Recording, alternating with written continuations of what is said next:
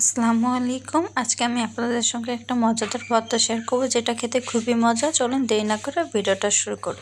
আমি এখানে একটা টমেটো নিয়েছি এবং অল্প একটু মিষ্টি কুমড়া এবং হাফ বেগুন নিয়েছি। এরপর যে আমি একটু লবণ, একটু হলুদের গুঁড়া এবং সামান্য একটু মরিচের গুঁড়া দিয়ে ভালোভাবে মাখিয়ে নেব।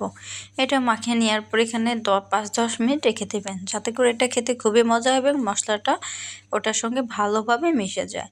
এই তো আমার মাখানো হয়ে আসছে। এখন আমি এখানে ফ্রাই প্যানে তেল দিয়ে দেবো।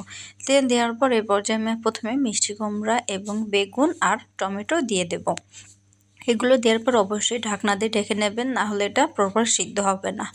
দেখুন আমার এখানে প্রায় সিদ্ধ হয়ে আসছে। এই পর্যায়ে আমি এখানে রসুনের কোয়া দিয়েছি। এখানে আস্ত রসুন দিবেন। এই পর্যায়ে আমি এখানে 3টা শুকনো মরিচ এবং 2টা কাঁচামরিচ দিয়েছি।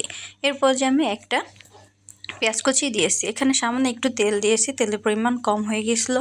এই তো আমাদের এটা ভাজা হয়ে আসছে। এখন আমি এটা ভালোভাবে মাখিয়ে নেব।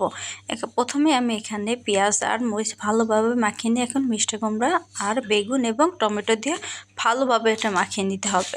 এটা যত মাখাবেন এটা খেতে খুবই মজা হবে। এখন এই পর্যায়ে আমি এখানে স্বাদ মতন লবণ দেবো। আপনাদের স্বাদ অনুযায়ী লবণ দিয়ে দেবেন। লবণটা দেওয়ার পর এখানে ভালোভাবে মাখিয়ে নিতে হবে, নাইলে লবণটা সব জায়গায় ছড়িয়ে যাবে না।